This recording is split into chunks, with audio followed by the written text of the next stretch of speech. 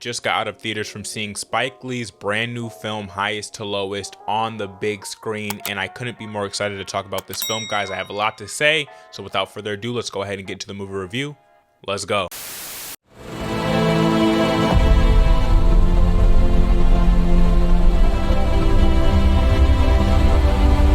Highest to Lowest is a crime thriller directed by Spike Lee that stars Denzel Washington as a modern-day music mogul. This film was a modern-day adaptation of a 1963 crime thriller under a very similar name. That movie is titled High and Low, and Spike Lee is giving his modern-day take on that original film. Now, considering this movie was released under A24, I was very excited to go out and see this movie because that is one of my favorite film studios today, especially with Denzel Washington starring this film and the trailer that they put out leading up to the release of this film. It was all very intriguing and enticed me to go out and watch this movie in theaters. So without further ado, guys, let's go ahead and start with the plot of this film. When a powerful music mogul is targeted by a ransom plot, he is forced to fight for his family and legacy while jammed up in a life or death moral dilemma. So as you can hear there, Denzel Washington playing this powerful music mogul is wrapped up in this kidnapping plot where he must make the hard decision for his family. Now, how did this go? Well, to get into that, let's just go ahead and start with my positives for the movie Highest to Lowest. And for my first positive with this film, I want to start with, of course,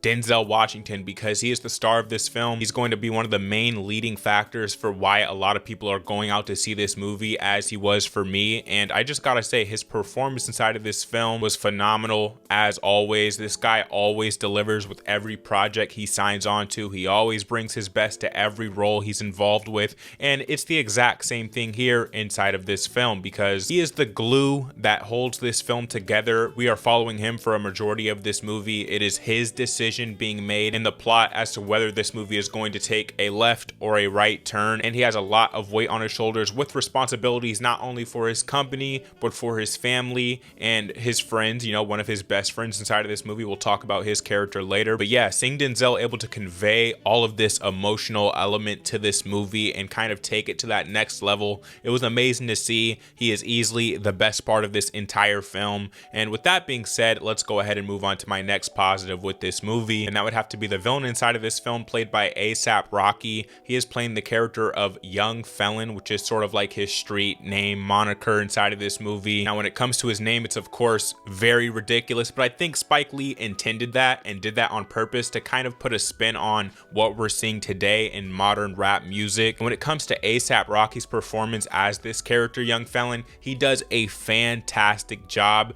Right next to Denzel, he is my favorite part of this movie. I was very impressed with A$AP Rocky's acting chops inside of this film. You know, while I like songs from this guy here and there, he's never been one of my personal favorite musicians. But after his performance inside this film, I really think he has a future in the world of acting because he delivers an intimidating performance. This film, of course, takes place in New York, which we'll talk about later, but A$AP Rocky himself is from New York. He came up rapping through the streets of New York, and you could feel that in his performance. It feels authentic. It feels real. When he's using the New York slang and trying to sound intimidating, it's believable. And yeah, it's just an amazing performance from A$AP Rocky. I didn't expect this out of him, but round of applause for A$AP Rocky for his performance inside of this film. Now let's move on to my next positive that I had with this film, and that would be how authentic it feels to the city of New York and how loyal this movie is to the city of New York. Because when you're watching this film, you can clearly see that Spike Lee intended to highlight what it means to be a New Yorker, what it means to live inside the city. He's constantly making references to different sports teams, the Yankees, for example. He's constantly showing the subway system. You know, that's a very big part of New York City. It's one of the largest and oldest subway systems in the entire world and a very big part of life in New York City. So I'm glad that he highlighted that here inside of this film. Now let's move on to another positive that I had with this film, and that would be the respect that it shows to Black culture.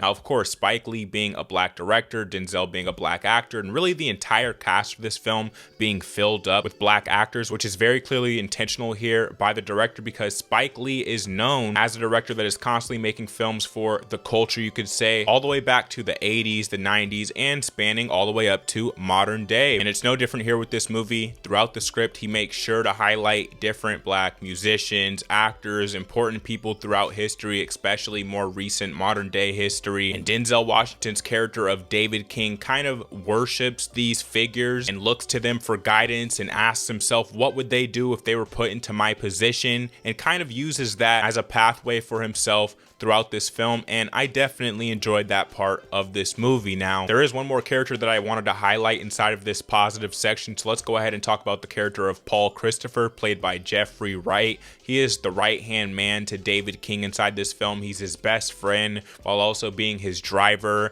and kind of the person that he goes to vent and get an outside perspective of his current situation on. Now, inside of this movie, they are wrapped up in this plot very tightly together because it is their two sons who are the victims of this kidnapping, you could say. And I really enjoyed Jeffrey Wright's performance as a parent desperate for the safety of their child and desperate to get their child back into their life, and just the emotion that comes along with being put into that situation, while also trying to remain loyal to David King, Denzel Washington's character, his best friend inside of this movie. And his character just felt very grounded, very real, and you can understand where he's coming from throughout a lot of this film. Now let's go ahead and talk about the final positive that I wanted to highlight with this movie, and that would be the second and third act in their totality, because in my opinion, the movie doesn't really get it together all the way until we get to the middle portion and the end portion of this film. From then on out, from the second act forward until the end of this film, this movie is fantastic. I loved everything done with it from this portion onwards, from the music choices to the character decisions to the action sequences that we got here inside of this movie, which were very good in the later half of this movie, to even the conclusion of this film and the way that they wrapped up this whole heist plot, which I won't spoil for you. This is a non-spoiler section of the video, but it was a satisfying conclusion.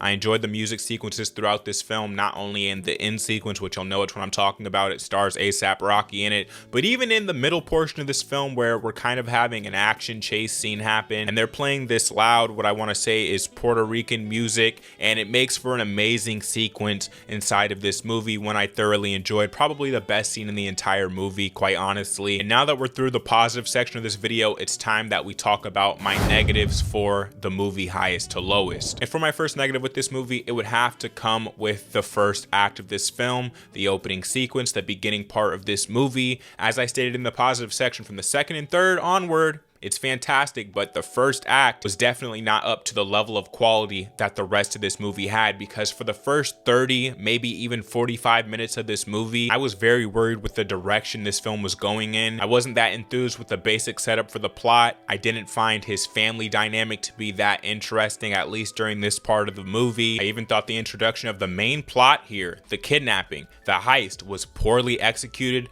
poorly done. It seems to come completely out of left field inside of this movie. There's no setup for this premise whatsoever, and it just felt like such a sloppy introduction to get to the part of the movie that we really wanted to tell, to get to the story that we really wanted to convey to the audience, which of course comes later on in this film from the second act forward. Now, this portion of the movie almost completely killed this entire film for me. I was very disinterested, but luckily this movie managed to save itself. Now let's go ahead and talk about another negative that I had with this movie, and that would be the pandering. All right, now while it is very good, of course, I mentioned it in the positive section, it's great that they highlight Black culture, especially considering this is a director that's known for doing that. But through a couple parts inside this movie, he goes way too far with it, okay? He's really pushing the agenda as heavily as possible, even when it feels very unnecessary and out of place, with the result of this leading to a majority of the cringe dialogue that we got inside of this movie, where it just feels like, oh, why is that inside of this movie? It felt unnecessary. We understand where you're going with it. We understand you're trying to pay your respects. We understand that this is what you're known for as a director, but man, oh man, does he push the pandering to another level here, and it just felt distasteful. Man, Spike Lee just hits you over the head with it a lot throughout this film, and it's hard not to feel that while you're watching throughout this movie, especially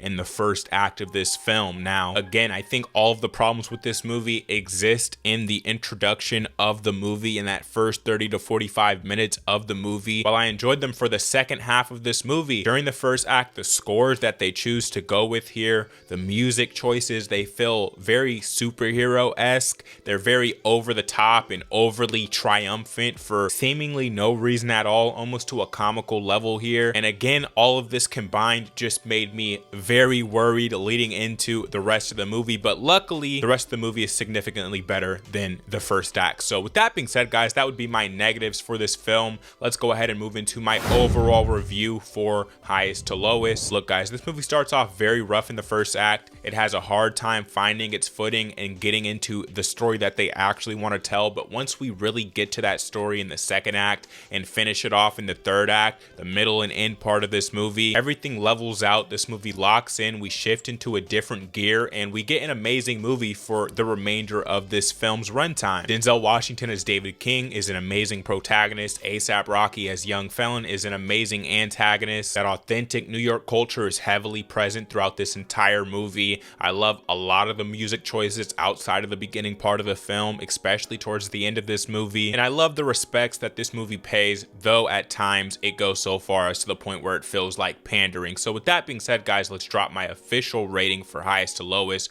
If I had to rate this film, I would give it a 8 out of 10. It gets the 8 out of 10. I think this is a very solid watch at the cinemas, especially if you're a fan of Spike Lee. If you're used to his style, you're definitely going to enjoy this film. If you're a fan of Denzel Washington, this is going to be another movie of his for you to go out and see in theaters for yet another amazing performance. And like I said, if you're a fan of A$AP Rocky, he delivers a surprisingly great performance here as the villain inside of this movie, guys. So those are my thoughts on this film. I'd love to know your thoughts on the Highest to Lowest film down in the comment section down below. If you don't know what we do here on Demigod ENT, we do film, TV, and anime-based content. So if you're interested in any of this type of content, you're in the right place. Hit subscribe, hit the like button if you enjoyed this video, and I'll catch you in the next one, guys. Peace.